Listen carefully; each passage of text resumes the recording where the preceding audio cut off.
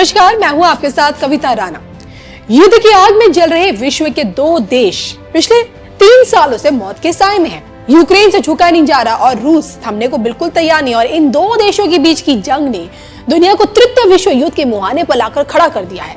लेकिन आज आपको ये जानकर हैरानी होगी कि जिन दो देश दुश्मनों में शांति स्थापित करने में विश्व की सारी ताकतें अब तक फेल रही, संगम की रेती पर यही दुश्मनी दोस्ती में बदलती दिख रही है। जी हाँ, महाकुंभ की मिट्टी से युद्ध की इसी चिंगारी को बुझाई जा रही है। लेकिन क्या सच में महाकुंभ के रास्ते रूस यूक्रेन का बैर खत्म किया जा भी सकता है? देखिए इस पर हमारी ये खास रिपोर्ट।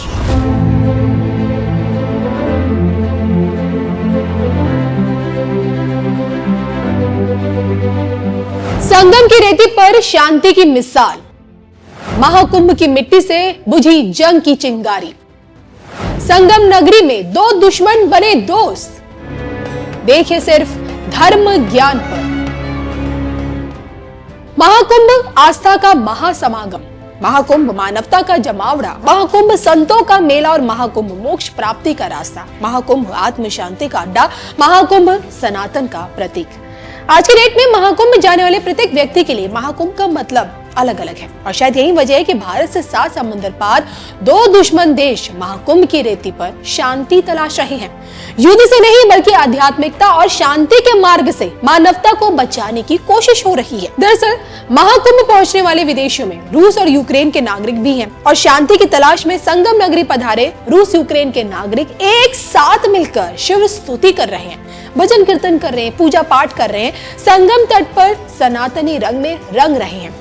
महाकुंभ से शांति का संदेश महामंडलेश्वर विष्णु देवानंद के शिविर से दिया जा रहा है। जी हाँ, जूना अखाड़ा का हिस्सा बन चुके महामंडलेश्वर विष्णु देवानंद इससे पहले यूक्रेनी निवासी अलेक्जेंड्रा थे।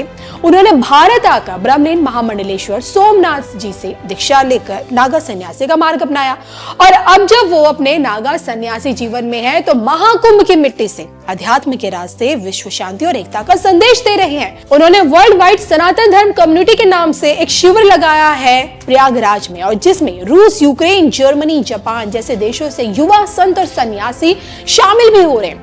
वर्ल्ड वाइड सनातन धर्म कम्युनिटी आने वाले जितने भी यूक्रेन और रूस के नागरिक हैं, उनका यह मानना है कि अब सिर्फ अध्यात्म के रास्ते ही इस जंग को रोका जा सकता है। उनका मानना है कि महाकुंभ मेले में आकर उन्हें अलौकिक शांति का आभास हुआ है।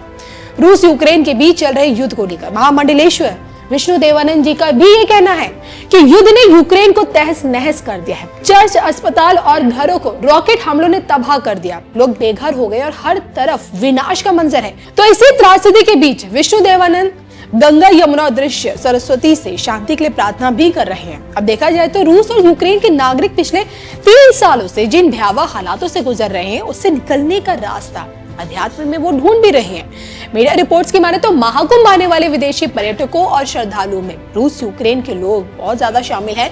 हालांकि इस बात को भी नजरअंदाज नहीं किया जा सकता कि महाकुंभ को लेकर योगी सरकार की टॉप की तैयारियों की वजह से विदेशी पर्यटक आज महाकुंभ में बिना किसी असुविधा के रह पा रहे हैं। तो अब की बार का महाकुंभ रूस यूक्रेन के बीच की दुश्मनी को खत्म कर सके, महाकुंभ की मिट्टी से युद्ध की चिंगारी बुझ पाए और आध्यात्मिकता और शांति के रास्ते पर चलकर लोग मानवता को बचा सके। हर कोई यही उम्मीद कर रहा है। आपको क्या लगता है? कमेंट करके बताइएगा जरूर।